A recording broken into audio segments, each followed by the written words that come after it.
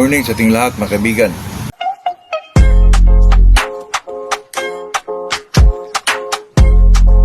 Andito na naman tayo sa ating usapang magmamanok po. Ito naman talaga sa atin mga kaibigan ay talagang enjoyment lang. At sa kung sino man yung di nakagusto sa ating mga sinasabi dito, di, huwag nyo akong panoorin po. Sa atin naman dito mga kaibigan ay yun lang pong marunong umintindi kasi itong pagmamanok mga kaibigan ay hindi naman sa lahat ng bagay ay mali yan yung kunin nyo lang na idea mga kaibigan na nagsusot sa sa pagmamanok nyo. Yun lang po mga kaibigan, paiwasan natin yung mag-bash tayo o mag-comment tayo ng pangit po kasi medyo yan mga kaibigan, nakaka-stress yan mga kaibigan. Tayo naman dito, hindi naman tayo napipilitin natin yung tao na ito ang gawin mo. Sa atin dito mga kaibigan ay inilahad lang natin o sinasabi lang natin kung ano yung mga ginagamit natin o ginagawa natin sa ating manukan po. Bago tayo mag-umpisa mga kaibigan ay shoutout muna tayo kay Ronald Camarines, Arvin Lumayog, Marikina, Rodel Mijaldia, Laguna, Gilbert Ruado, Dincy Parmasi, Rico Idrulin.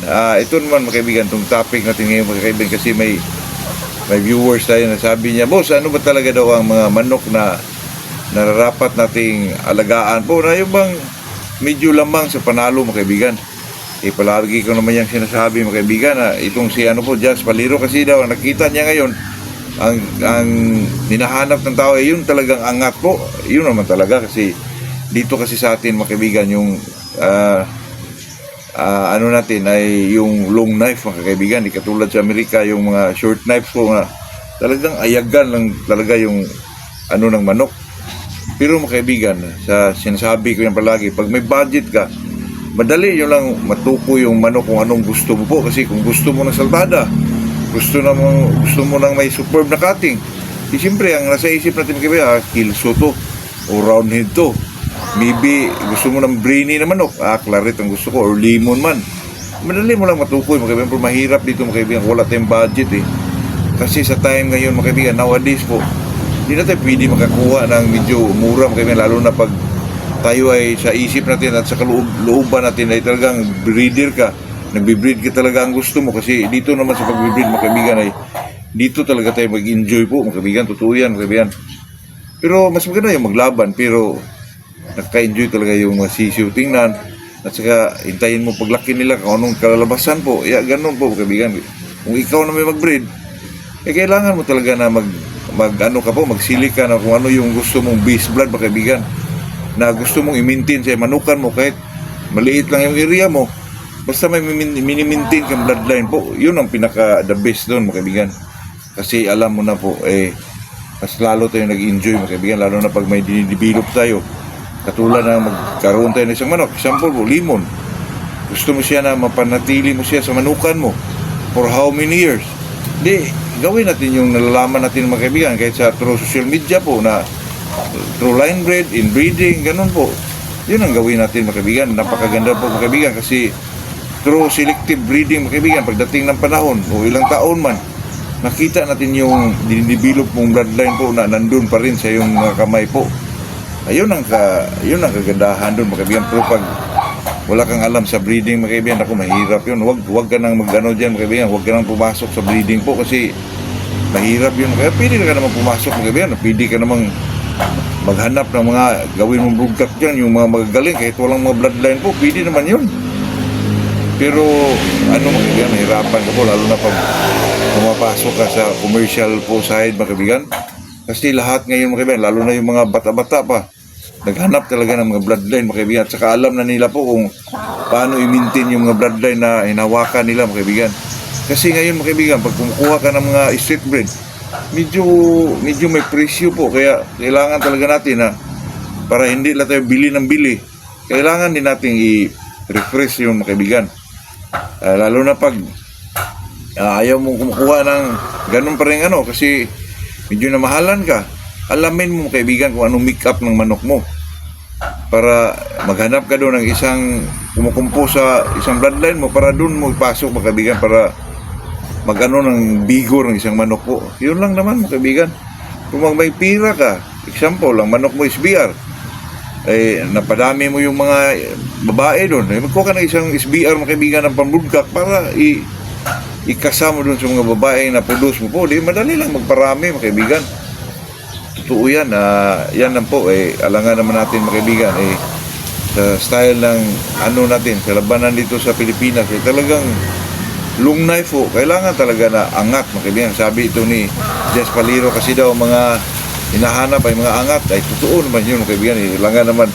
Pero kahit hindi angat yung alagaan mo mga kaibigan, hindi mo pa rin yung masabi na matatalo na.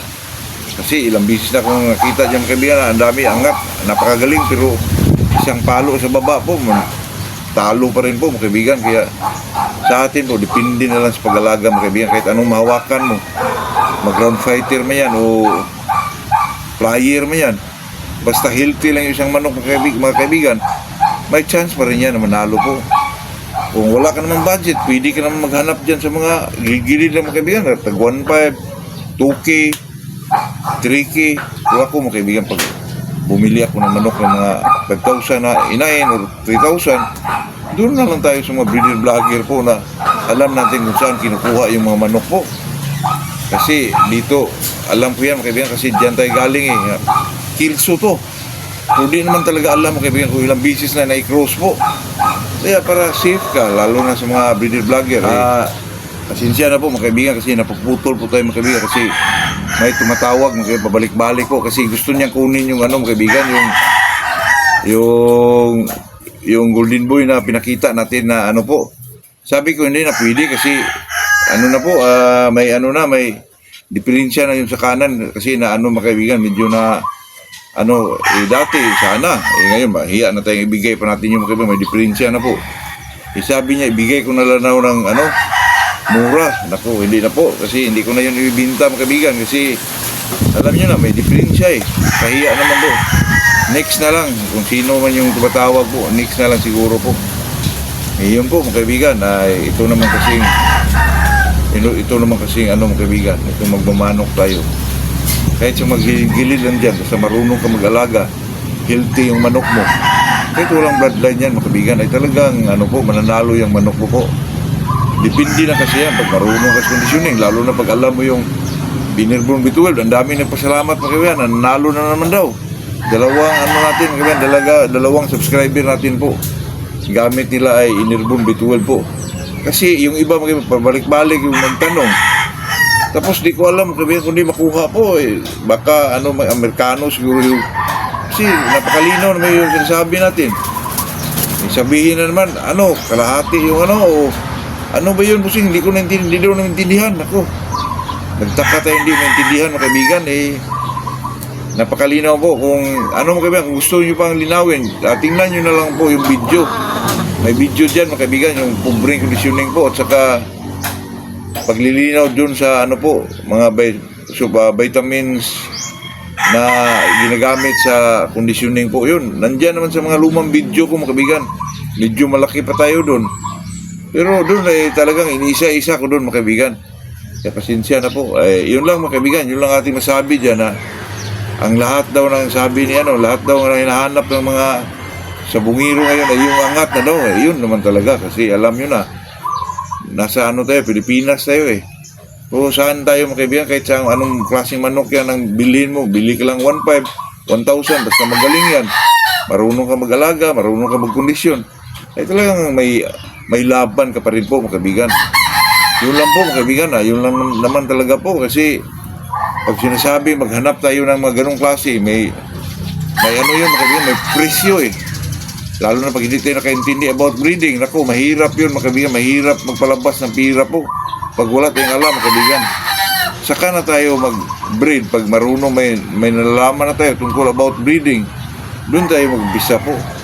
Pag-umpisa ka lang dyan sa mga yung mga pinakamurang manok, kung saan nagtitingin mo nandun yung gusto mo po mga kaibigan, yung angat, yung may ilag, ang dami dyan mga kaibigan, mga mura pa, 1,000, 1,500.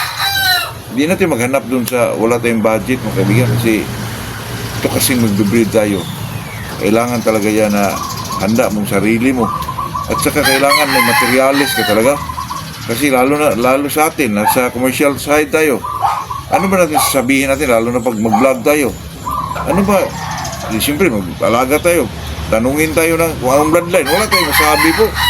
Kaya yun lang ang pinaka-the best yan, kaibigan. Pwede naman mag-alaga kahit walang mga bloodline yung manok na inalagaan mo. Basta may mga palo yan, ay talagang may laban pa rin po. Yun lang mga kaibigan. Yun lang ating masabi sa araw na to. Sana suportahan nyo ako sa ating munting pahulugan po para masustain natin yung yung mga gagamitin natin doon sa ating area po. Yun lang kaibigan, magandang umaga sa ating lahat po.